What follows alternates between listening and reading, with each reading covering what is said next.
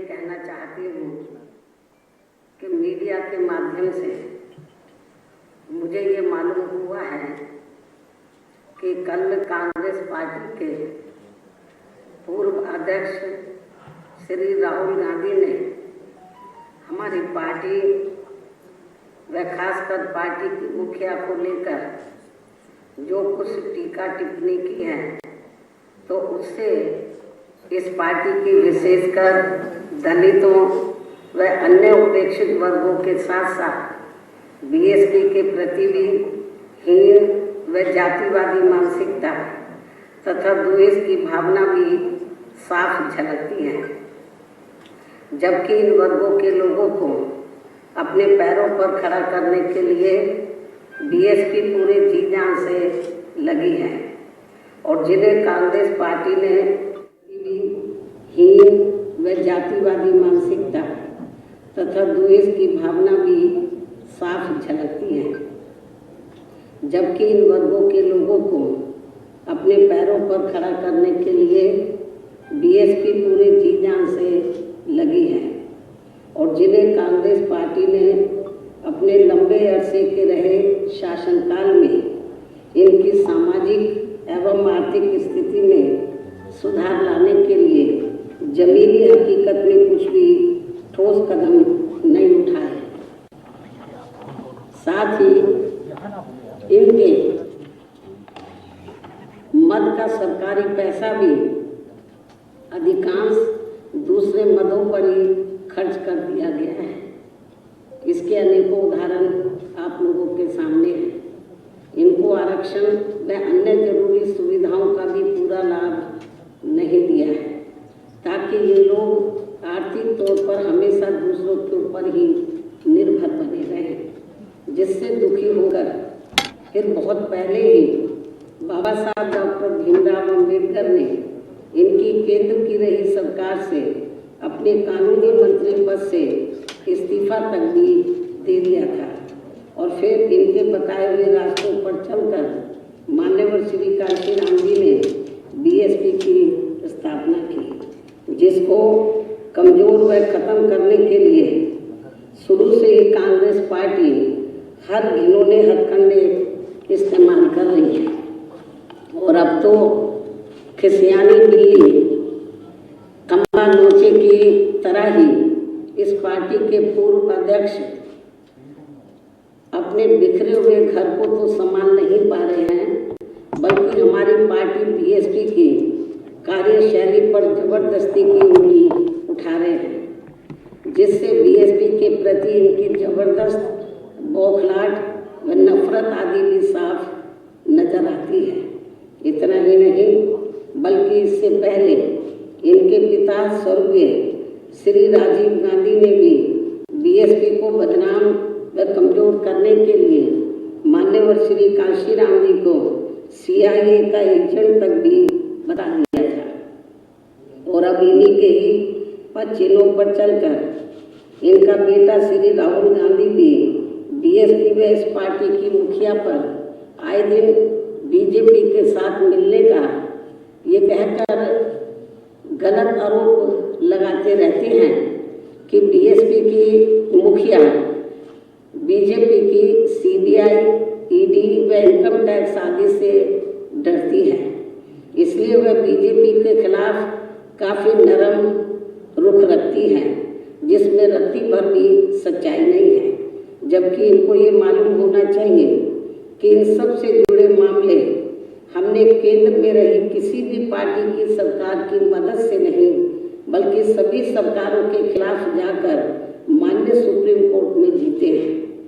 इसके साथ ही कांग्रेस के पूर्व अध्यक्ष श्री राहुल गांधी का कल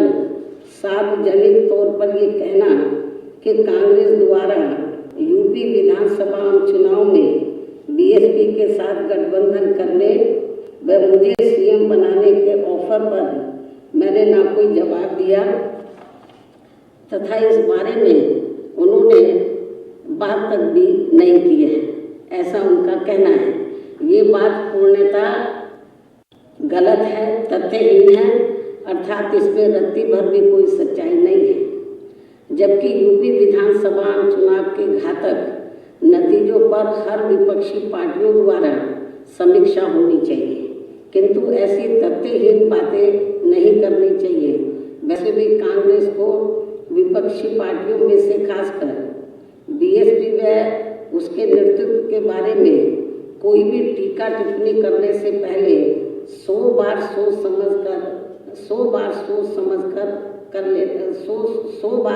समझ कर लेना चाहिए। कोई भी टीका टिप्पणी करने से पहले कि बीजेपी से लोहा लेने के मामले में उसका अब तक अपना रिकॉर्ड क्या रहा है कांग्रेस पार्टी का। साथ ही बीएसपी व उसके नेतृत्व के साथ कदम कदम पर राजनीतिक षड्यंत्र, दगा व खासकर मध्य प्रदेश व राजस्थान आदि राज्यों में बार बार विश्वासघात किए जाने आदि को थोड़ी देर के लिए भुला भी दिया जाए तो भी बीजेपी के विरुद्ध राजनीतिक लड़ाई लड़ने में कांग्रेस का अपना रिकॉर्ड हमेशा काफी लचर व ढुलमुल ही रहा है। अर्थात कांग्रेस पार्टी सत्ता में रहते हुए व सत्ता से बाहर हो जाने के लंबे समय बाद अब तक बीजेपी व आरएसएस एंड कंपनी से जी जान से लड़ते हुए हमें कहीं भी नजर नहीं आती है। जबकि बीजेपी एंड कंपनी के लोग साम दाम दंड भेद आदि अनेकों हथकंडे अपनाकर भारत को कांग्रेस मुक्त ही नहीं बल्कि विपक्ष विहीन बनाकर पंचायत से संसद तक चीन जैसा ही एक पार्टी सिस्टम बनाकर देश के लोकतंत्र व इसके संविधान को ही खत्म कर देने पर आती लगती है। इतना ही नहीं बल्कि कांग्रेस पार्टी के बारे में भी हमारे लोग ये बात काफ़ी अच्छी तरह से जानते हैं कि जब सन 2007 में बीएसपी की यूपी में पूर्ण बहुमत की सरकार बनी थी तो तब उस समय केंद्र में कांग्रेस की सरकार थी, जिसने जातिगत द्वेष की भावना से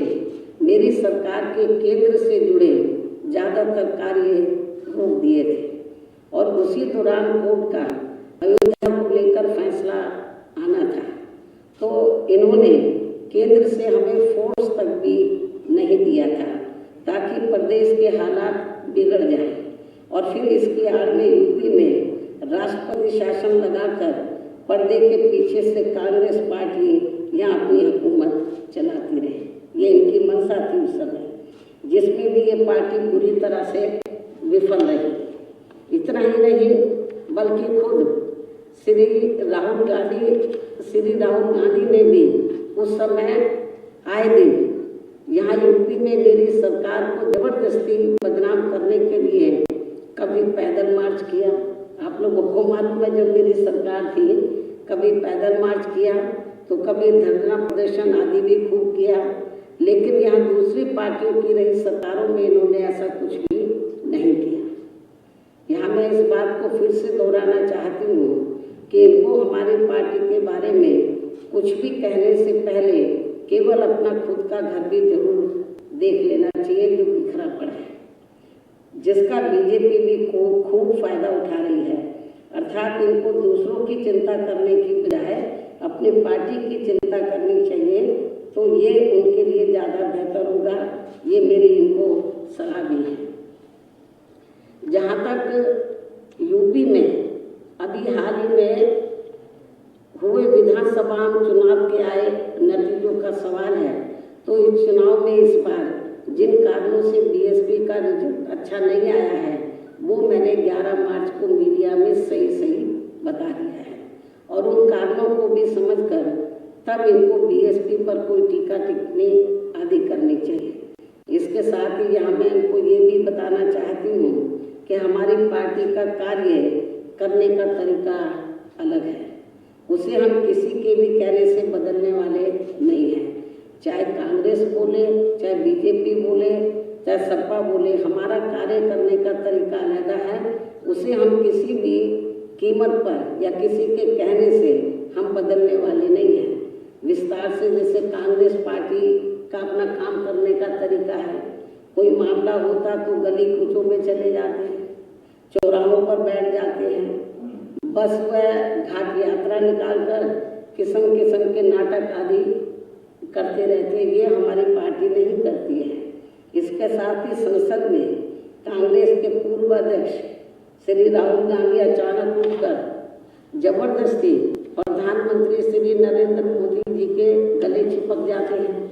तो ये सब हमारी पार्टी नाटक नहीं करती है, जिसकी पूरे देश व दुनिया में भी काफ़ी हंसी हुई है। अर्थात ये सब हमारी पार्टी की कार्यशैली नहीं है। इसके साथ साथ ये हमें कांग्रेस को ये भी याद दिलाना चाहती हूँ, कांग्रेस ने पिछला विधानसभा का आम चुनाव सपा के साथ मिलकर लड़ा था, तो तब ये पार्टी यहाँ बीजेपी को सत्ता में आने से नहीं रोक पाई थी। ऐसा क्यों हुआ, इसका भी जवाब जनता को इनको जरूर देना चाहिए। इसलिए अब संक्षेप में मेरा यही कहना है, कांग्रेस हो या अन्य कोई भी पार्टी हो, इनको दूसरी पार्टियों पर कुछ भी कहने से पहले खुद भी अपने गिरेबान में जरूर झांक कर देखना चाहिए, तो ये इनके लिए ज़्यादा बेहतर होगा। इन्हीं जरूरी बातों के साथ ही अब मैं अपनी बात यहीं समाप्त करती हूँ। धन्यवाद।